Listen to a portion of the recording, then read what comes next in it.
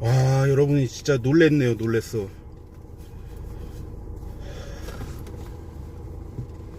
방금 지갑 분실 사건 때문에 와, 깜짝 놀랐네.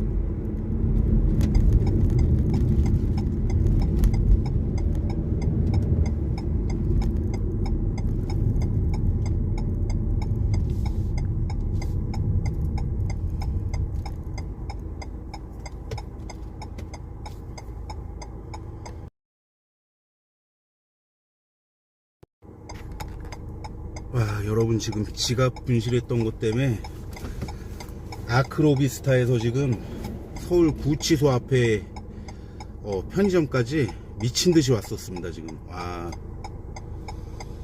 다행히 지갑은 찾았는데 와, 30분 동안 진짜 머릿속이 하얘져 가지고 깜짝 놀랐네요.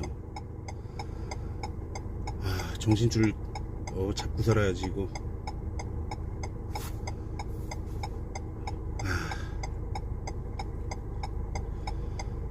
제가 살다 웬만하면은 항상 손에 핸드폰과 지갑을 들고 다니는 성격이라서 웬만하면은 물건 뭐 분실을 안 하는데 아까 이게 잠시 제가 날씨가 덥다 보니까 정신줄을 좀 놨었나 봐요.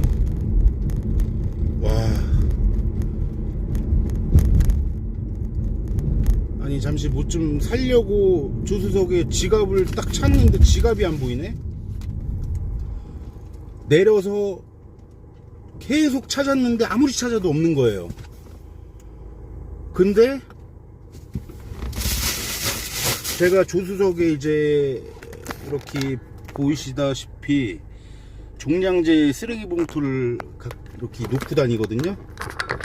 조수석에서 지갑이 급정거를 하면서 와, 이게 쓰레기 봉지 안쪽으로 완전 깊숙이 빠져버렸네. 아니, 쓰레기 종량제까지 위에까지 다 살폈는데 아까 분명히 없었는데 경찰에 지금 분실물 신고하고 서울에서 다시 여기까지 과속카메라 진짜 생각도 못하면서 미친듯이 달려와서 파출소에 지구대에 전화 한 10번 하면서 신고하고 그러고 차 한번 다시 뒤지고 했는데 혹시나 해서 종량제 쓰레기 봉투를 닦았는데 맨 바닥에 아래쪽에 딱 들어가 있었네요, 지갑이.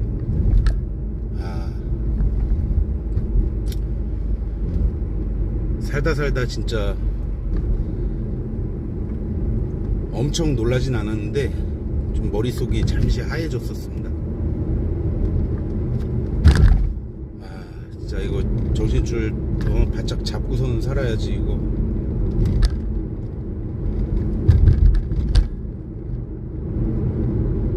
편의점 가서 편의점 그 일하시는 직원분한테 죄송해가지고 커피 하나 사드리고 그러고 진짜 너무 시겁했습니다.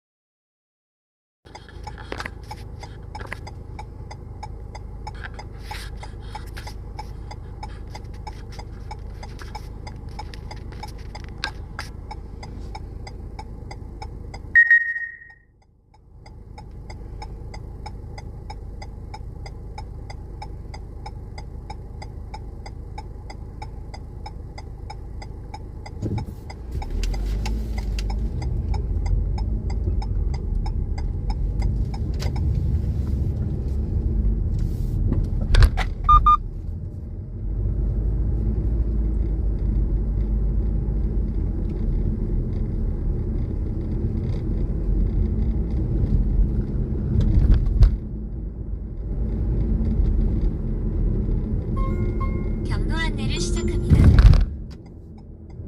새로운 경로로 안내합니다. 잠시 후 좌회전입니다.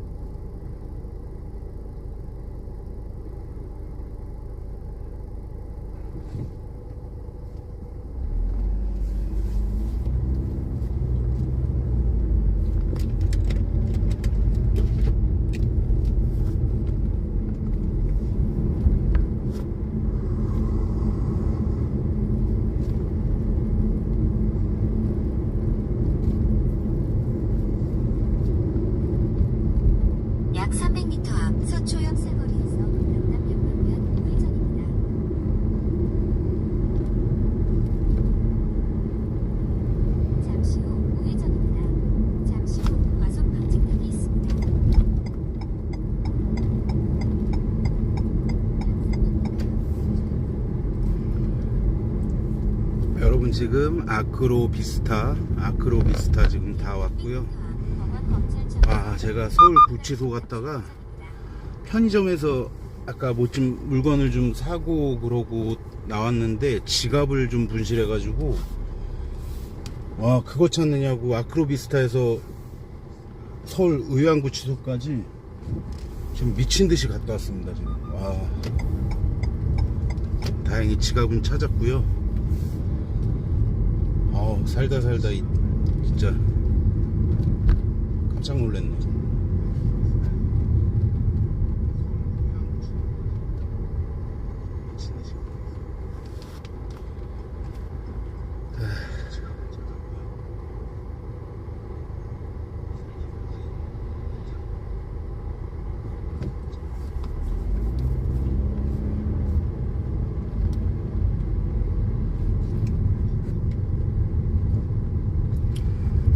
지금 보이시는 데가 서초동이에요. 서초동.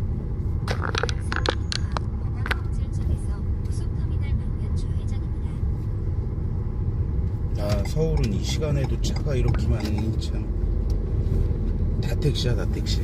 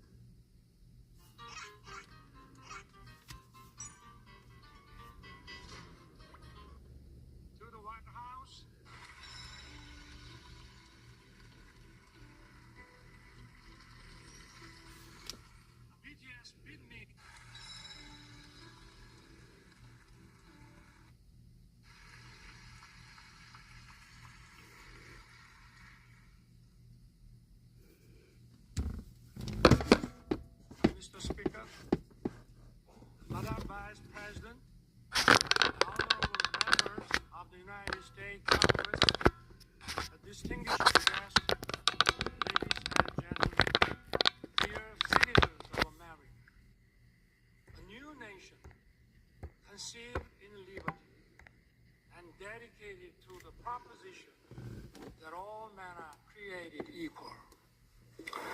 I stand before that nation with a conviction of freedom, belief in the alliance, and the resolve to open a new future.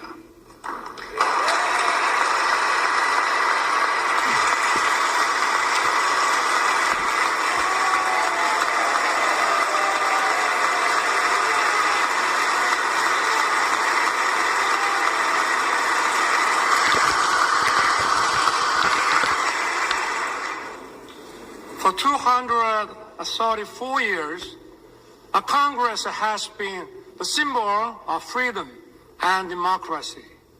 This chamber embodies the spirit of Constitution.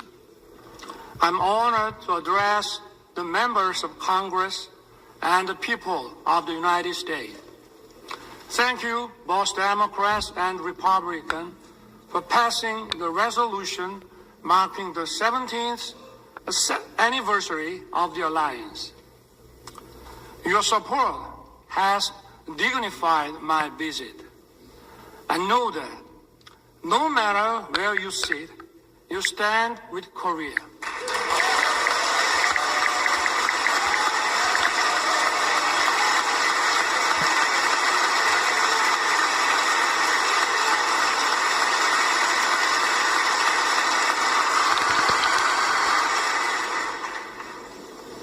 Over the past century, we have faced many threats, but the U.S. has always led the world in defense of freedom. Imperial nations fought for colonies, and humanity greatly suffered from the two world wars. America righteously stepped in to defend freedom, but it was not without cost. We remember the leadership of General MacArthur and Admiral Nimitz, but more than 100,000 American men and women perished in the Pacific War. Their sacrifice was not in vain. The U.S. leadership established the New World Order based on free trade. It brought peace and prosperity throughout the world.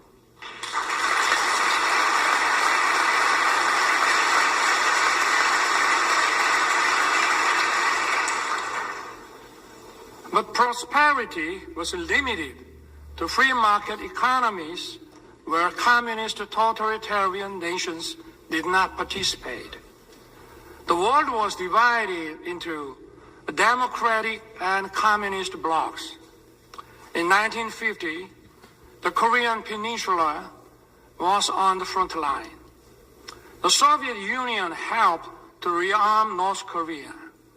North Korea's surprise attack threatened the peace on the Korean Peninsula and Asia. Korea's freedom and democracy were on the brink. At that decisive moment, the U.S. did not look the other way. Korean and American soldiers stood shoulder to shoulder and fought bravely. Tales of our heroes were written. General MacArthur caught the enemy off guard in the landing of Incheon and turned the tides of the war. Operation Chromite was one of the greatest decisions ever made in the history of war. The U.S. 1st Marine Division miraculously broke through a wave of 120,000 Chinese troops at the Battle of Lake Changjin.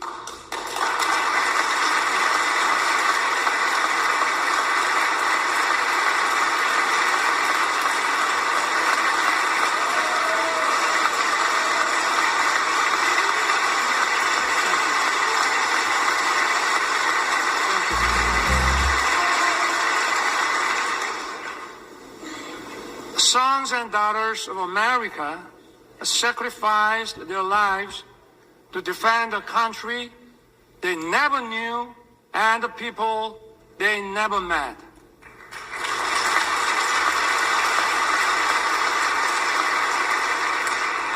In the Battle of Lake Changjin alone, 4,500 American service members lost their lives. Over the course of the war, almost 37,000 U.S. soldiers fell.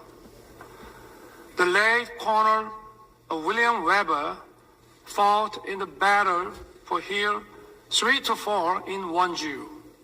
He lost his right arm and leg. Yet, this American hero dedicated his life to honoring the noble sacrifice made by the Korean War veterans. Today, we are honored to have his granddaughter, Ms. Jane Weber, with us. Ms. Weber, would you stand up, please?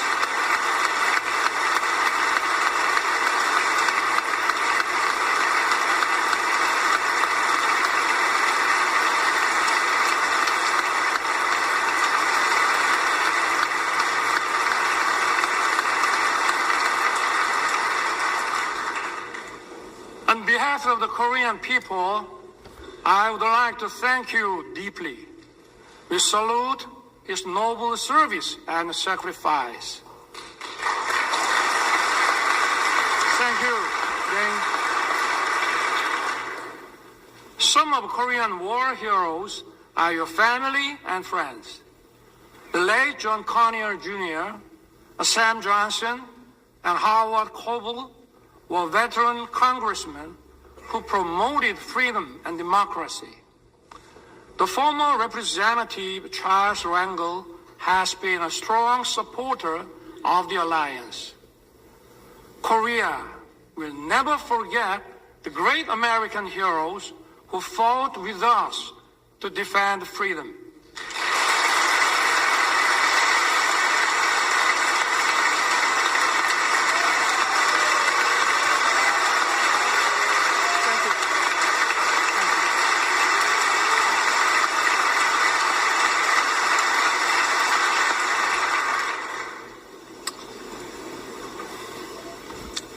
I take this opportunity to pay tribute to all the Korean War veterans and their families. You did not hesitate to send your sons and daughters, husbands and wives, a brother and sisters. You answered the call to defend the freedom of a country across the Pacific. I thank the U.S. and its people for honoring the Korean War as a proud legacy. Thank you also for treating the veterans with honor and respect.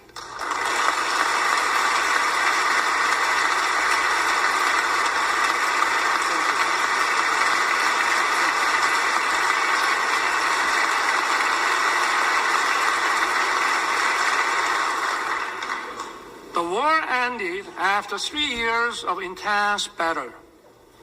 Our two nations signed the Mutual Defense Treaty and opened a new era of the alliance. Ever since, the Korean people rose from the ruins of war to build a thriving nation. And at every step, America has stood together with Korea. We have many reasons to celebrate our platinum anniversary. We had no guarantees of success when it started. But today, our alliance is stronger than ever, more prosperous together, and more connected like no other. Indeed, it has been the linchpin safeguarding our freedom, peace, and prosperity.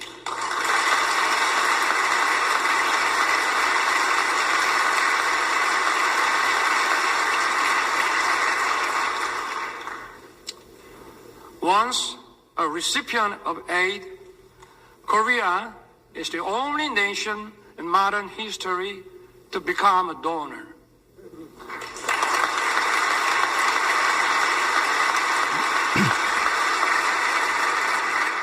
This itself demonstrates the success of our alliance. Let me talk about the history of our alliance. The ties of our cooperation and exchange span over 140 years since the establishment of diplomatic relations in 1882. In the late 19th century, American missionaries helped to widely introduce the values of freedom and solidarity to Korea. These values are the foundations of Korea's constitution. They have made a huge impact on our independence movement and the foundations of Korea. Horace Underwood, Hallie Appenzeller, Mary Scranton, and Rosetta Hall are some of the missionaries who set foot in Korea at the end of the 19th century. They built schools and hospitals. They promoted education of women. Their efforts laid the foundations for many Korean women to advance into society as educators, journalists, and doctors. In the early 1960s, the Kennedy administration recommended Professor Lowell's model for economic growth. President Park Chung-hee wisely embraced the idea and pushed economic development forward. It laid the foundation for Korea to become an industrialized country. Known as a miracle on the Han River, Korea's economic growth rate was unrivaled. Korea was one of the least developed countries after the war. Its annual income was just $67 per capita. Now, its economy ranks 10th in the world.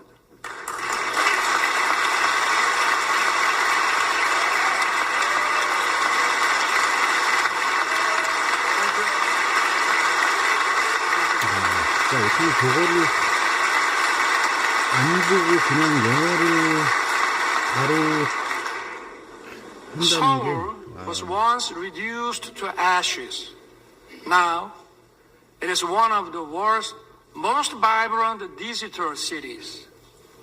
Busan was once flooded with war refugees. Now, it is the world's second largest port city in terms of transshipment volume. It is also bidding to host the World Expo 2030. Korea is winning the hearts of global citizens. It is dynamic, freedom is thriving, and democracy is robust.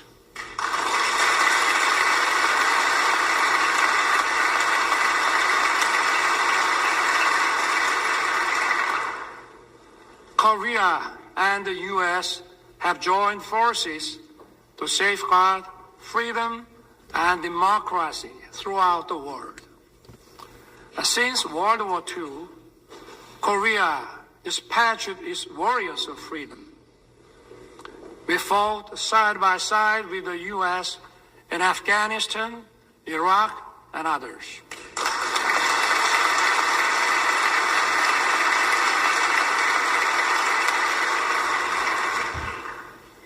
For over 70 years in the history of the alliance, we worked together in military and security sectors. We also expanded our cooperation in the economic field. Our relationship has evolved from one of unilateral assistance to a partnership that is mutually beneficial. The Chorus FTA was approved with the full support of the U.S. Congress in 2011. Since then, our bilateral trade has increased by 68%. Korea's companies' investment in America has tripled. The U.S. companies' investment in Korea has nearly doubled. Korean companies are contributing to vitalize the U.S. economy. They are producing EV batteries, semiconductors, cars, and other products here in America. And more importantly, they are creating decent, well-paying jobs.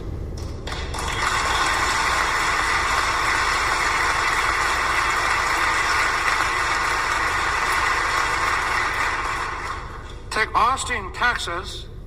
Samsung's semiconductor plant has created nearly 10,000 jobs as of 2020.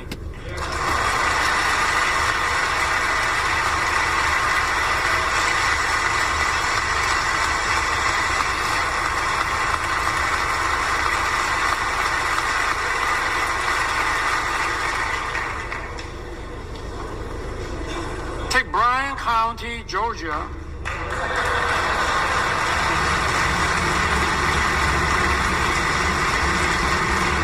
Hyundai's EV and battery plants is expected to be operational by late 2024. It will produce 300,000 electric vehicles every year. It will employ thousands of Americans.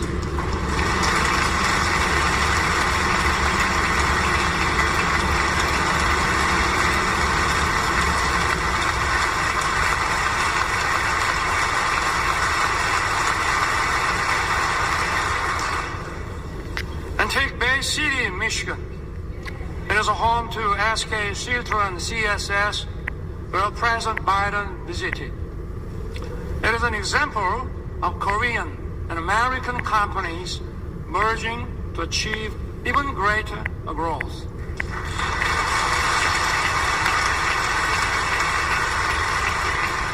I hope to see more economic cooperation in the other parts of America. In this regard, I count on your keen interest and support. My friends, years of active cultural and people-to-people exchange have deepened our friendship. This year also marks the 120th anniversary of Korean immigration to the U.S. Early Korean immigrants arrived as workers in the sugarcane plantation in Hawaii. Since then, Korean Americans have made their way into many parts of the American society. They have played an important role of fostering close friendship and writing the history of our alliance.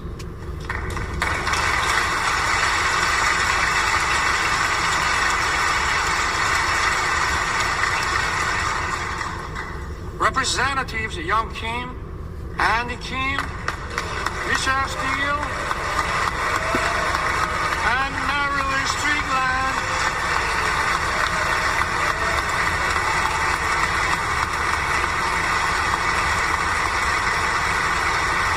are here with us.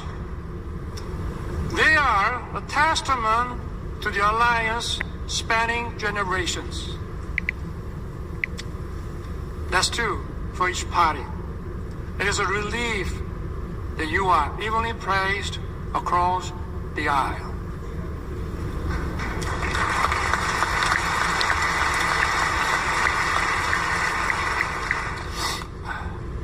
Even more, culture is helping to further deepen our understanding and friendship.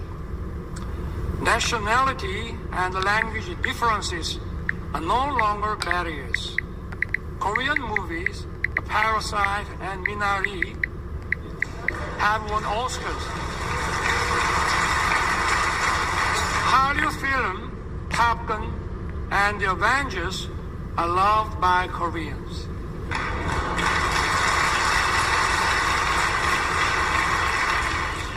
I also love Top Gun and Maverick, and the Mission Impossible. And even if you didn't know my name, you may know BTS and Blackpink.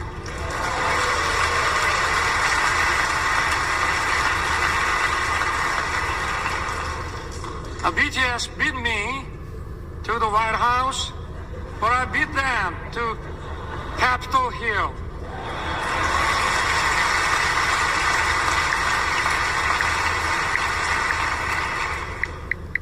Korean and American singers are reaching high places in each other's music charts is no longer a surprise. The U.S. create global platforms like Netflix. Korea has produced a popular series such as Squid Game.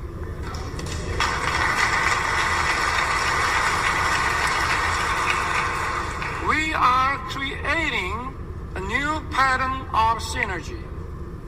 These cultural exchanges have brought our people closer. According to Chicago Council on Global Affairs, Americans' positive views of Korea have reached the highest level since 1978. And according to a Pew survey last year, Koreans' positive views of the U.S. have reached 89%. It marks the largest increase among all the countries surveyed.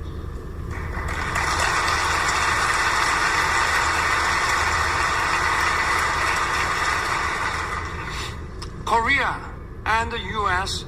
agreed to set up an assistance program for our students. It will help them to study and find jobs actively in each other's country.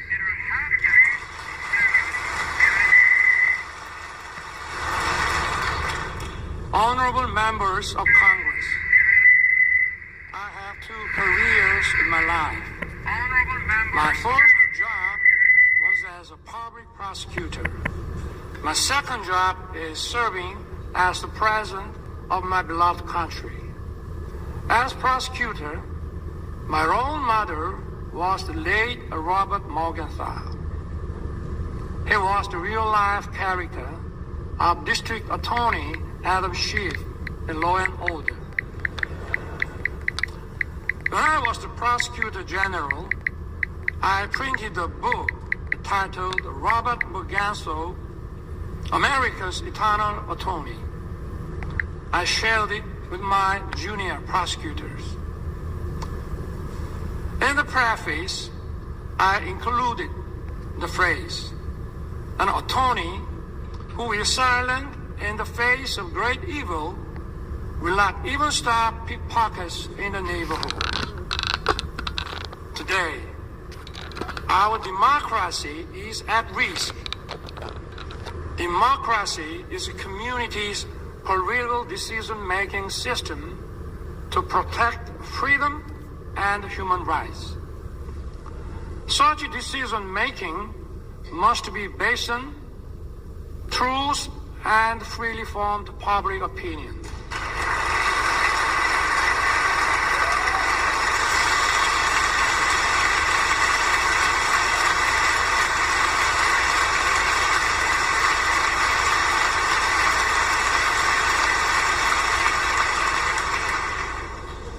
But today, in many parts of the world, false propaganda and disinformation are distorting the truth and the public opinion.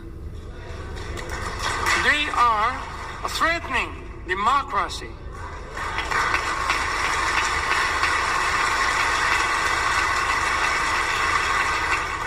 The rule of law allows the freedoms of everyone to coexist.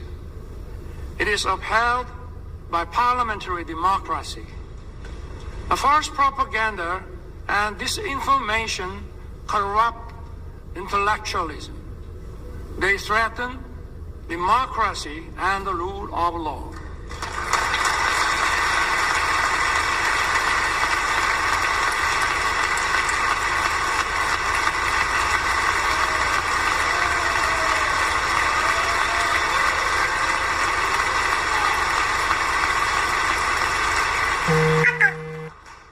Totalitarian forces may conceal and disguise themselves as defenders of democracy or human rights.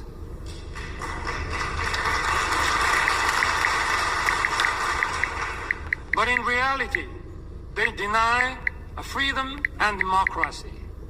We must not be fooled by such deception and disguises.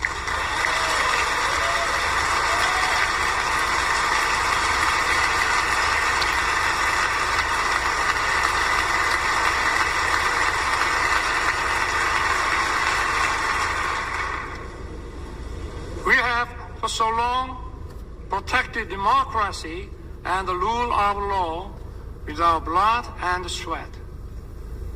We must work together and fight the forces of falsehood and deception that seek to destroy democracy and the rule of law.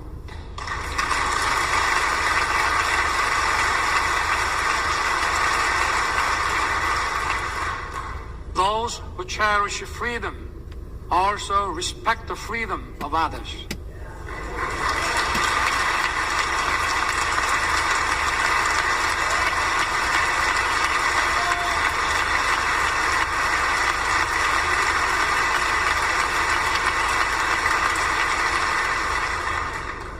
Thus, freedom brings peace. Peace, in turn, safeguards freedom.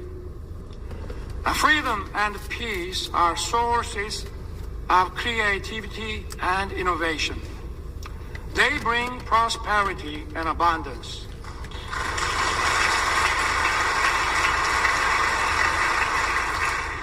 Our alliance was forged 70 years ago to defend Korea's freedom. The alliance has now become a global alliance that safeguards freedom and peace around the world. Korea will fulfill the responsibilities. It will play its part that matches its economic capacity.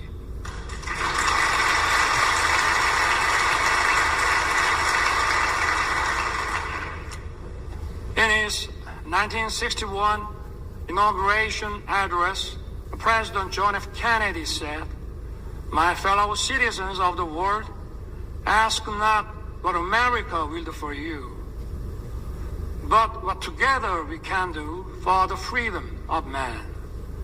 Korea will stand in solidarity with the international community.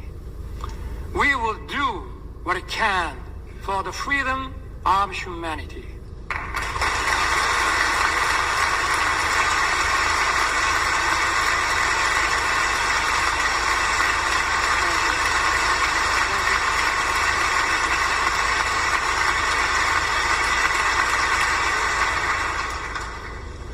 Korea, with the U.S., will march towards the future.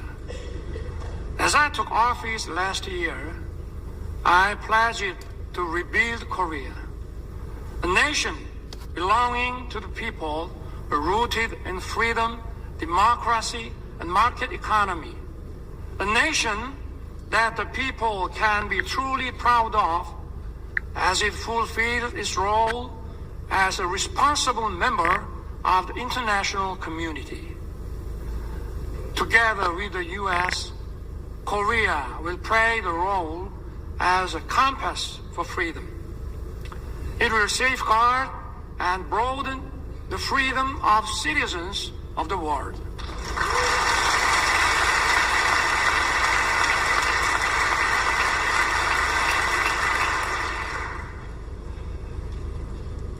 But even as we walked in unison for freedom for 70 years, there is one regime determined to pursue a wrong path. That is North Korea. The difference is stark between Seoul, that chose freedom and democracy, and Pyongyang, that chose dictatorship and communism. And North Korea has abandoned freedom and prosperity and dismissed peace. North Korea's nuclear program and missile provocations pose a serious threat to the peace on the Korean peninsula and beyond. To deter its reckless behavior, the alliance must stand united with determination. As President Reagan once said, "There is a price we will not pay. There is a point beyond which they must not advance." We must make his words clear to North Korea.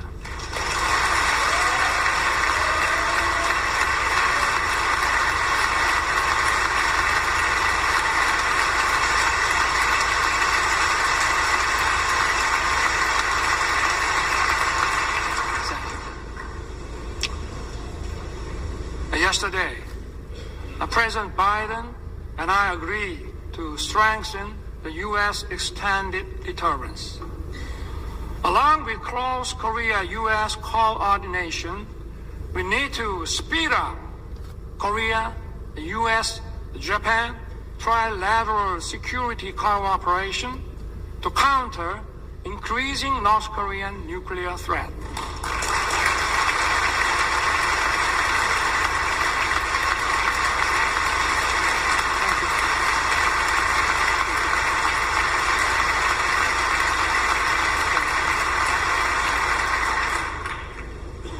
My government will respond firmly to provocations, but at the same time, we will keep the door open for dialogue on North Korea's denuclearization.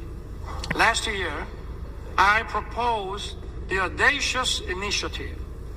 It will significantly improve North Korea's economy and livelihood.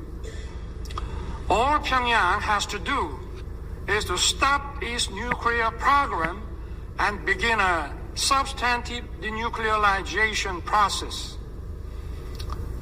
I once again urge North Korea to cease its provocations and take the right path.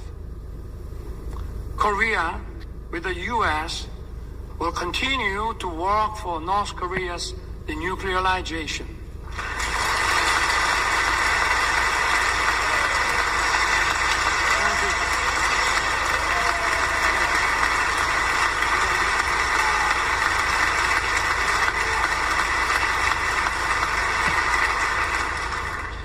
North Korea's obsession with nuclear weapons and missiles is throwing its population into a severe economic crisis and human rights abuses. We must raise global awareness of dire human rights situation in North Korea. We must not shy away from our duty to promote freedom for North Koreans.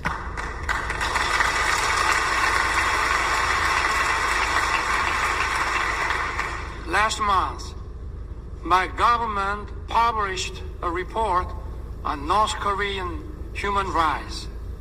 We released it to the public for the first time. The report documents a wide range of abuses in North Korea. It is based on testimonies of 508 North Korean defectors collected over the past 5 years. It records many cases of serious violations of international norms, such as the Universal Declaration of Human Rights and other human rights agreements. Unspeakable and horrendous incidents took place. Men and women being shot and killed for violating COVID-19 prevention measures. Some being publicly executed for watching and sharing South Korean shows. And people being shot in public for possessing the Bible and having faith. We need to raise awareness. We must inform the world of the gravity of North Korea's human rights violations. I ask for your help in improving North Korea's green condition.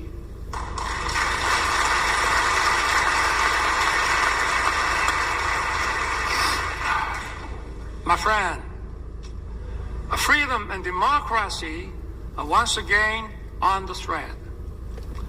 The war against Ukraine is a violation of international law.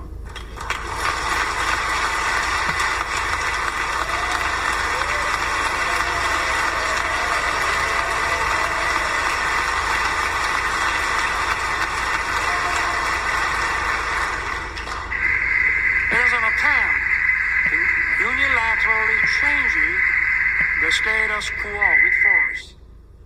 Korea strongly condemns the unprovoked armed attack against Ukraine.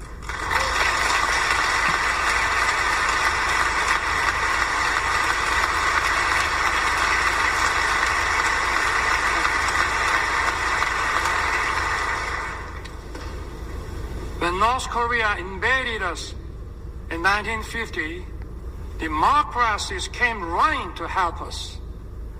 We fought together and kept our freedom. the rest is history. Korea's experience shows us just how important it is for democracies to uphold solidarity. Korea will stand in solidarity with the free world. We will actively work to safeguard the freedom of the people of Ukraine and support their efforts in reconstruction.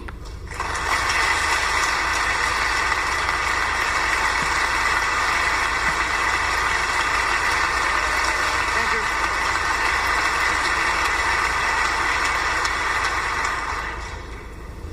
Honorable members of Congress, so far, 6 Korean presidents spoke at this important chamber.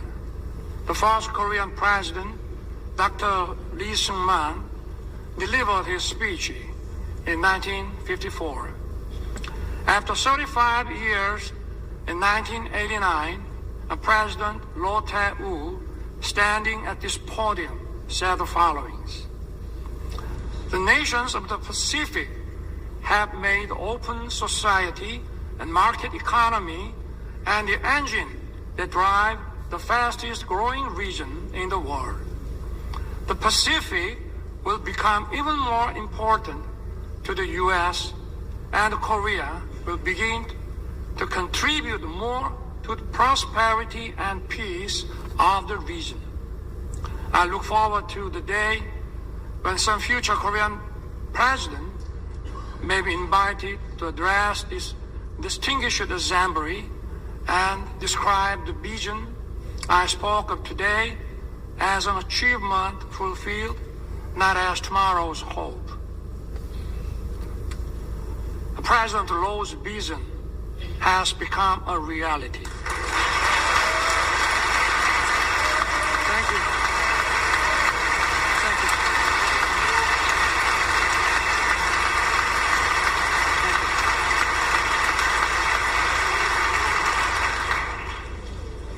We are currently living in the Indo-Pacific era. This region is home to 65% of the global population and 62% of the world GDP. It accounts for half of global maritime transportation.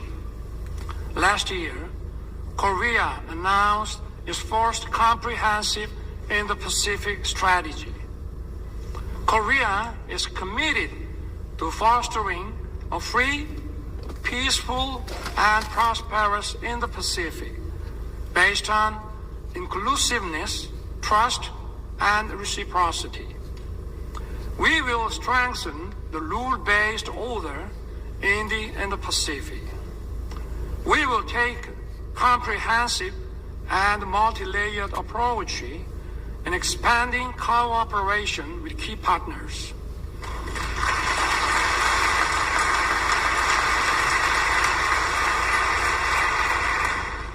This also means that the stage for the alliance is expanding. Korea used to receive assistance from U.S. aid. It is now sharing its experience with developing countries in partnership with the U.S. Korea has greatly increased its ODA budget. It is providing tailored programs in tune with the needs of its partners. Yesterday, President Biden and I adopted a joint statement.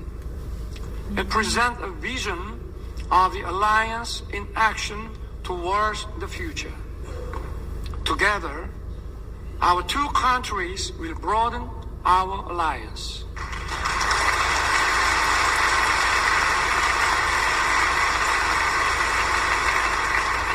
Together, we will lead in innovation beyond the security and foreign policy. We will work closely on artificial intelligence, quantum technology, bioscience, and open RAN.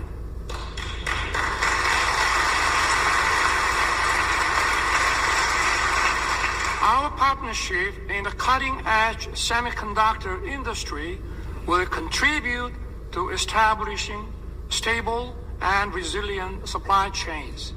We will also address economic uncertainties. Together, we will open another new successful chapter. We will explore new frontiers in outer space and cyberspace.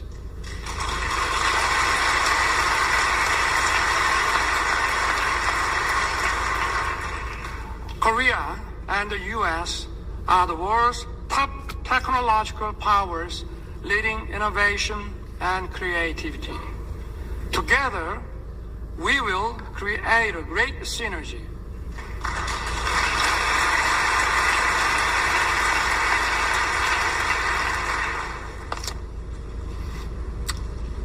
Mr. Speaker, Madam Vice President, and honorable members of Congress, our alliance is an alliance of universal values. Freedom, human rights, and democracy are the very foundations of our bonds. Our alliance is for justice.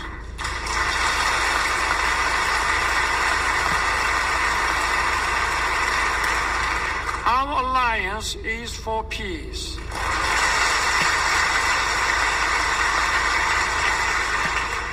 Our alliance is for prosperity.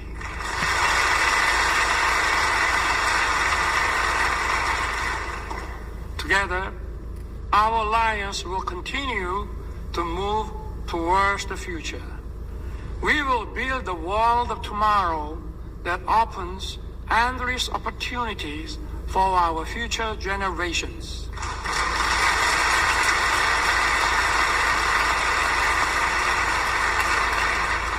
I look forward to everyone being on board for our new journey together. God bless you. God bless the United States of America. And may God bless our great alliance. Thank you.